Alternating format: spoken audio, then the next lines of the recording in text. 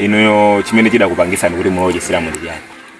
Ine chimene chinandipangisa kuti ndiloje Chisilamu ndi makonda kumvera ujeni ngeza pa wireless ya. Ngeza pa wireless. Pange dawa wa pa wireless. Program ya pa wireless ya pange dawa.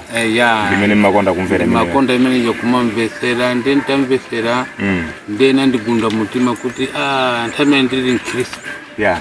Ndi taona kuti Chikristo ndi tipange dawa zikutazonkhanisa malo amodzi naona. Sisi hapa mozi ya. Ya ndi naona kuti apapa ndikuchedwa. Mukuchedwa ya. Bora ndikambe Chisilamu. Mutamva program ya pa wireless imene yakupanga zati pange dawa nthawi imeneyo ndi zida kupangisa nena kuti ndisadire Chisilamu apa ndikaloje Chisilamu. Ya. Ndiye kena kunafufuza amene analowa kale Chisilamu.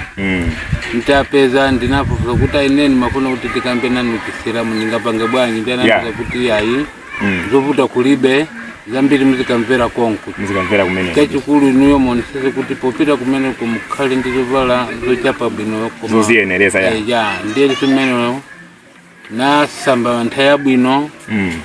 Kena kunanyamuka kupita kunzikiti sapano tafika pamene paja. Kena kona fotokozera shehe anali pamene po kuti ine ndifuna ndiyembe nanu Chisilamu. Ya ndiye anandipangisa shahada. Shahada. Ya.